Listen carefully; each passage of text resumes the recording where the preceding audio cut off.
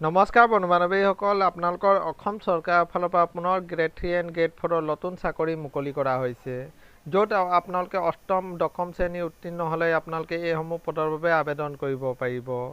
অসমৰ সকলো ল'ৰা ছোৱালীয়ে এইসমূহ পদৰ বাবে আবেদন কৰিব পাৰিব।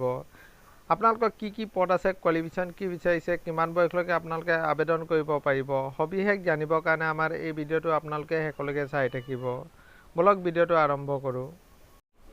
আপোনালোকে চাব পাৰে আপোনালোকৰ এপ্লাই আৰম্ভ হৈছে। আপোনালোকৰ 15 মাৰ্চৰ পৰা আপোনালোকৰ আবেদন আৰম্ভ হৈ গৈছে আৰু লাষ্ট ডেট ৰখা হৈছে আপোনালোকে 25 এপ্ৰিললৈকে আপোনালোকে এইসমূহ পদৰ বাবে আবেদন কৰিব পাৰিব। আৰু এইসমূহ পদ আপোনালোকে চাব পাৰে DC অফিচ আপোনালোকৰ শোণিতপুৰ ডিষ্ট্ৰিক্টৰ ফালৰ পৰা আপোনালোকৰ মুকলি কৰা হৈছে। প্ৰথম পদটো আছে আপোনালোকৰ জুনিয়ৰ এছিষ্টেণ্টৰ কাৰণে আপোনালোকৰ গ্ৰেড 3ত আপোনালোকৰ টোটেল 13টা ভেকেঞ্চি আপোনালোকৰ মুকলি কৰা হৈছে। আৰু আপোনালোকৰ মাহিলী দৰমহাও যথেষ্ট ভাল। আপোনালোকে চাব পাৰে 14,000ৰ পৰা আপোনালোকৰ 70,000 পৰ্যন্ত আপোনালোকৰ মাহিলী দৰমহা দিয়া হ'ব।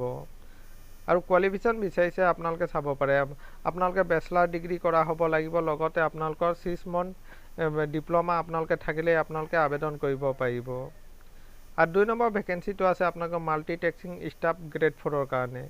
ইয়াতো আপোনালোকৰ টোটেল ভেকেঞ্চি 13টা মুকলি কৰা হৈছে। আৰু আপোনালোকৰ মাহিলী দৰমহাও আপোনালোকে ইয়াত যথেষ্ট ভাল। আপোনালোকে চাব পাৰে 12,000ৰ পৰা আপোনালোকৰ 52,000লৈকে আপোনালোকৰ মাহিলী দৰমহা দিয়া হ'ব। আৰু কোৱালিফিকেশ্যন বিচাৰিছে আপোনালোকে চাব পাৰে মাথো 8 পাছ কৰা হ'লে আপোনালোকে আবেদন কৰিব পাৰিব। আৰু বয়সৰ সময়সীমা বিচৰা হৈছে 18 বছৰৰ পৰা আপোনালোকে 40 বছৰলৈকে জেনেৰেল কেটেগৰীয়ে আবেদন কৰিব পাৰিব। লগতে আপোনালোকে SC ST হ'লে আপোনালোকে 5 বছৰ এজ ৰিলেক্সন দিয়া হৈছে। আৰু OBC হ'লে আপোনালোকৰ 3 বছৰ এজ ৰিলেক্সন দিয়া হৈছে। আৰু এইসমূহ পদৰ বাবে কোনো ধৰণৰ আপোনালোকৰ এপ্লিকেশ্যন ফিজ দিব নালাগে। যিকোনো কেটেগৰী হ'লে আপোনালোকে কোনো ধৰণৰ এপ্লিকেশ্যন ফিজ দিব নালাগে। আৰু এইসমূহ পদৰ বাবে আপোনালোকে অফলাইন আবেদন কৰিব লাগিব।